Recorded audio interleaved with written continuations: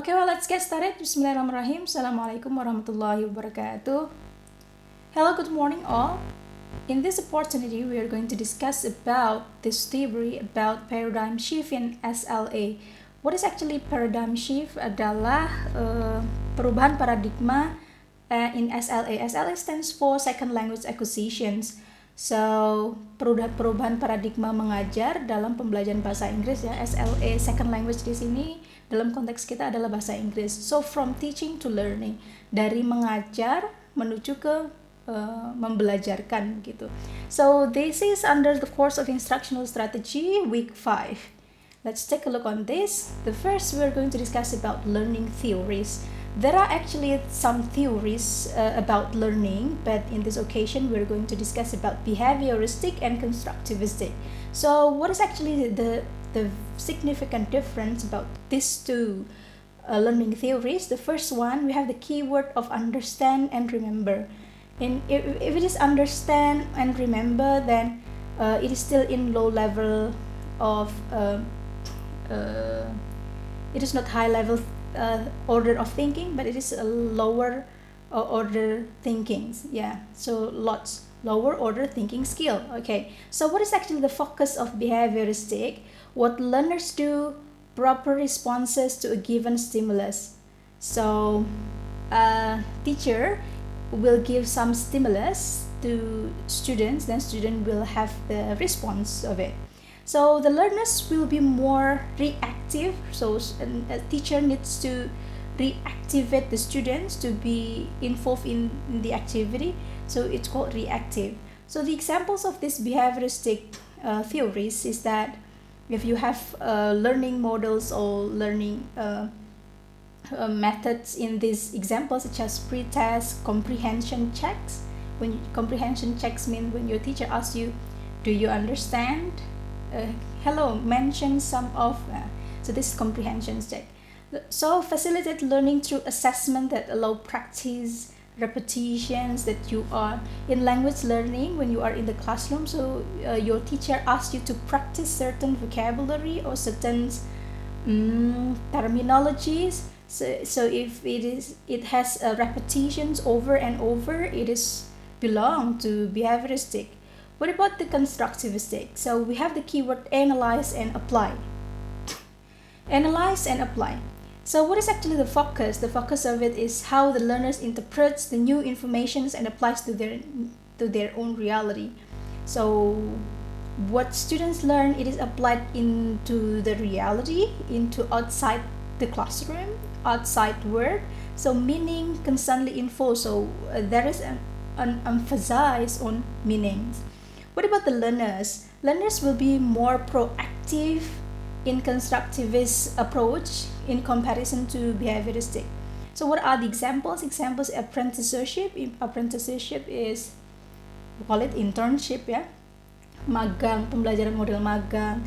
Clinics, we have clinics. English clinic for instance. So students will collaborate with peers. So we have collaborative learning.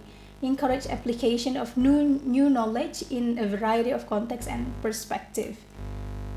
So we're going to talk about the history, a history about behaviorist approach. It's actually the behaviorist approach. It is famous by Pavlov theory called classical conditioning.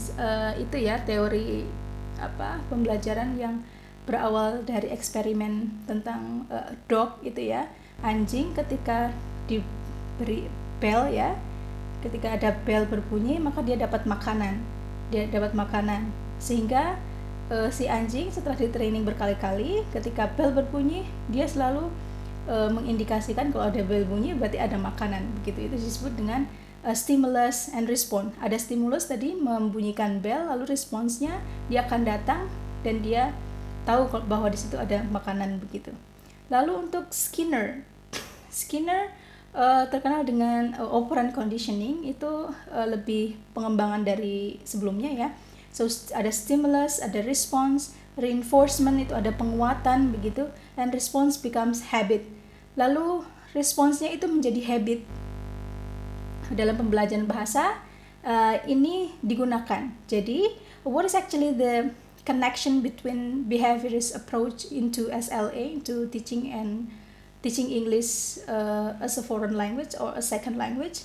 In 60s and 50s and 60s, there is what is understanding, or there is the followers about this behavioral approach. It is behavioral psychology plus language learning. It becomes behaviorist theory of SLA. Jadi pembelajaran ini menganut pada teori behavioris, bahwasanya pembelajaran bahasa harus menjadi habit begitu. Kita lihat contohnya. Misalkan seperti ini, stimulus, ini verbal behavior ya. Stimulusnya, misalkan teachernya bilang, hello my name is, itu stimulusnya. Responsnya nanti students akan bilang, hello my name is, begitu. Jadi ada repetitionsnya, jadi mengulangi apa yang sudah diajarkan guru. Kemudian ada reinforcement. Reinforcement artinya penguatan atau memberikan apresiasi terhadap apa yang sudah dicapai siswa. Berarti great job, misalkan saya bilang, repeat after me. Reinforcement, Anda mengulangi reinforcement dengan pengucapan yang benar.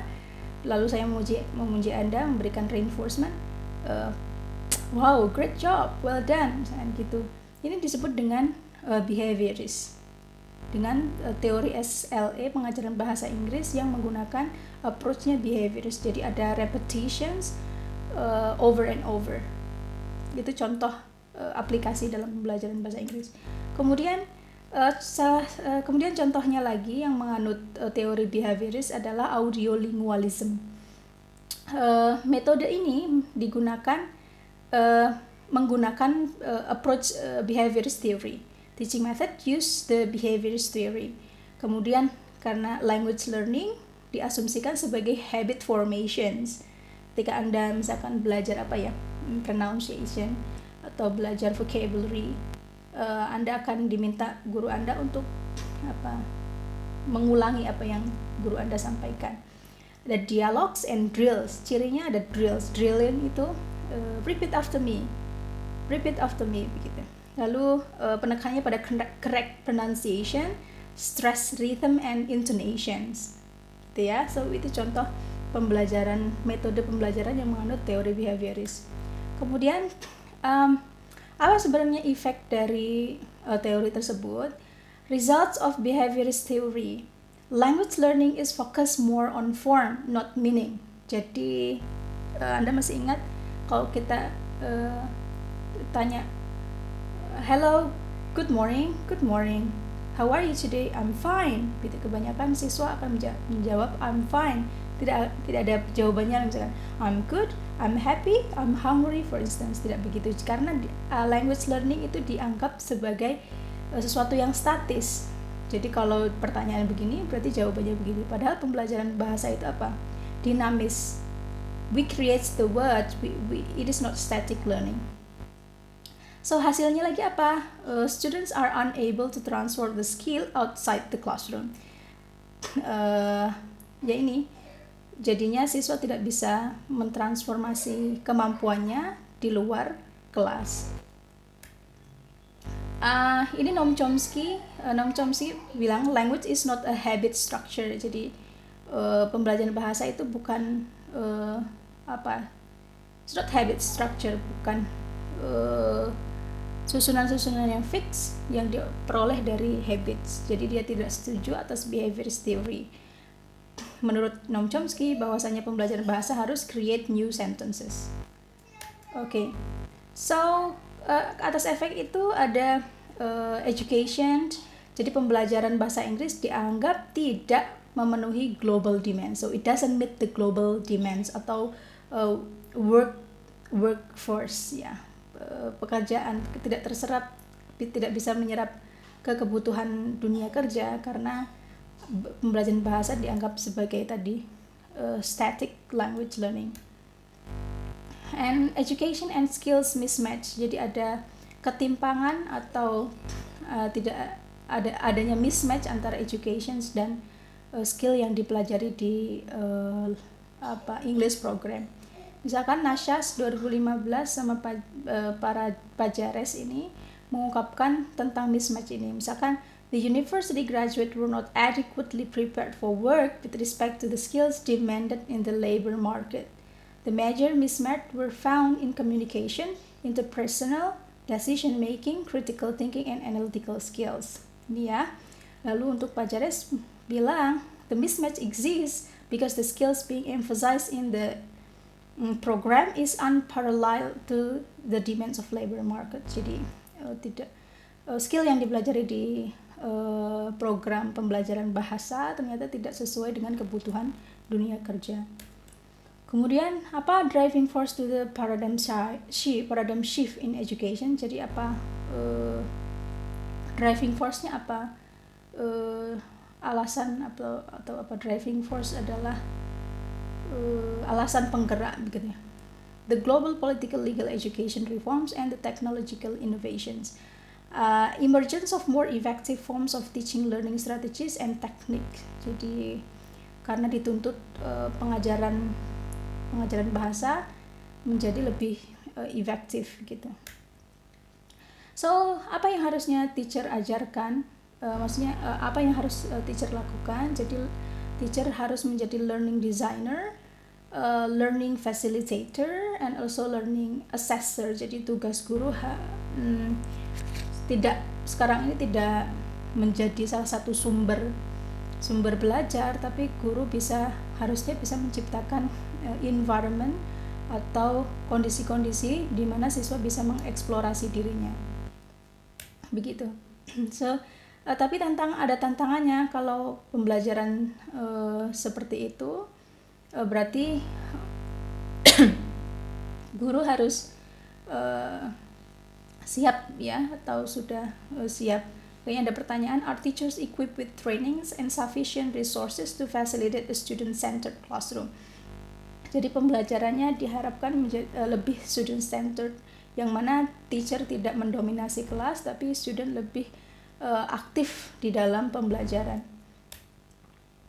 Lalu ini new paradigm in education, ada providing instructions, producing learning, instructional paradigm and learning paradigm.